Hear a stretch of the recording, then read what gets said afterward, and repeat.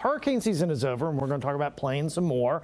But with all the impacts felt here at home, lawmakers are hoping that a vital part of hurricane research and prediction receives proper funding. CBS 17 Storm Team meteorologist Rachel Dunsing is here.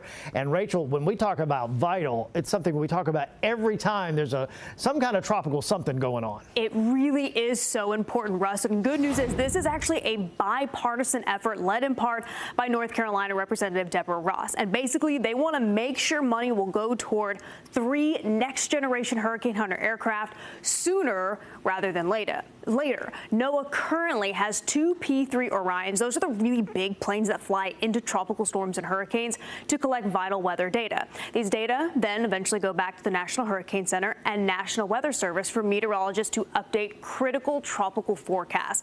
We know all too well how important, accurate, and up-to-date tropical forecasts are, even for those of us a little farther inland. Now, unfortunately, these planes are already older and expected to reach the end of their lives by 2030.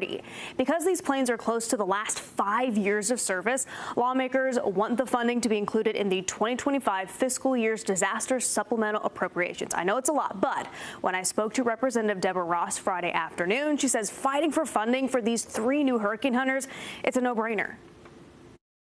And so this is just smart on every single level. You don't want things that are less reliable and out of date.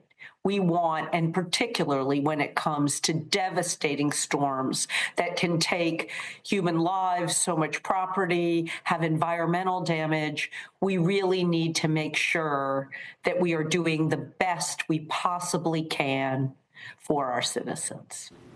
It is all about citizen safety, our safety, and everyone in the path of tropical systems. So these new aircraft were initially funded in the 2023 Disaster Supplemental Appropriations Act, but the reason lawmakers want the rest of the funding to be included in the 2025 supplemental is so the new aircraft will be ready to go by 2030. Again, that's when the other ones are expected to reach the end of their lifespan. And so now, with how active the past few hurricane seasons have been, these planes have been flying around a lot, gathering a lot of data.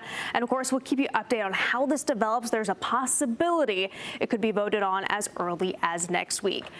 Not that we want to talk about it, but next year's hurricane season will be here before we know it.